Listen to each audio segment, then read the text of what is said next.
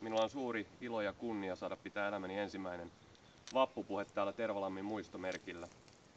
Tämä vuonna 1947 Vojakkalan työväenyhdistyksen pystyttämä merkki kertoo siitä, että me emme ole unohtaneet, mitä vajaat 100 vuotta sitten tapahtui.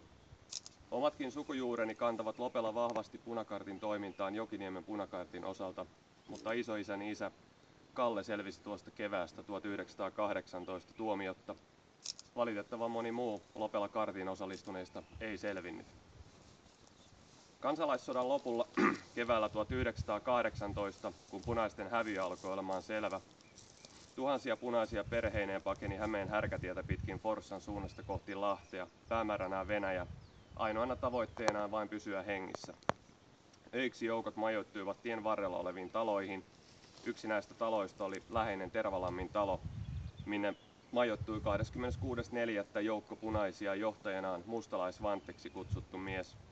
Valkoisten kapteeni Lyytisen johtama osasto sai tietää heidän olinpaikkansa ja muodosti pimeyden turvin talon ympärille ketjun. Aamuyöllä alkoi tunnin kestävä tulitus. Taistelun kuluessa punaiset alkoivat paeta Pääjärven suunnassa olevan suon yli. Tulituksessa kaatui sekä punaisia että valkoisia.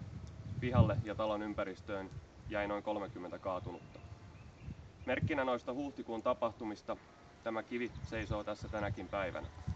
Sisällissodassa ja sen seurauksena loppilaisia punaisia kuoli sodassa kaiken kaikkiaan toista sataa. Heistä noin puolet vankileireillä, puolet kuolemaan tuomittuna, ammuttuina tai rintamalla kaatuneina.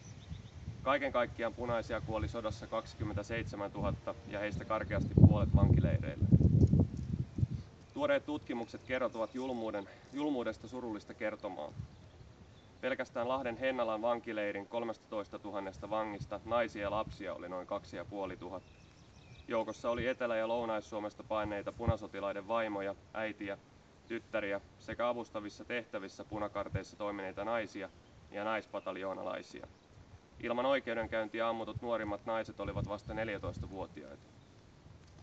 Sodan aiheellisuudesta historioitsijat ovat olleet montaa mieltä. On myös esitetty näkemyksiä, että ilman sotaa työväestö olisi paremmin saanut ajamansa asiat parlamentaarisesti läpi, kuten naapurimaassa Ruotsissa tapahtui. Itse en halua, enkä voi sanoa, että sota olisi ollut turha. Se häpäisisi niitä kaikkia aatteensa puolesta kaatuneita, joita me tänäänkin muistamme. Lähes 100 vuotta on kulunut tuosta surullisesta keväästä historiassamme, jossa suomalainen syvä viha nousi pintaan, kuten Väinö Linna kuvaili. Viha, joka oli kuin suolampi, musta, kylmä, syvä ja samea. Hyvät toverit, hyvät ystävät, luokkayhteiskunnan aikana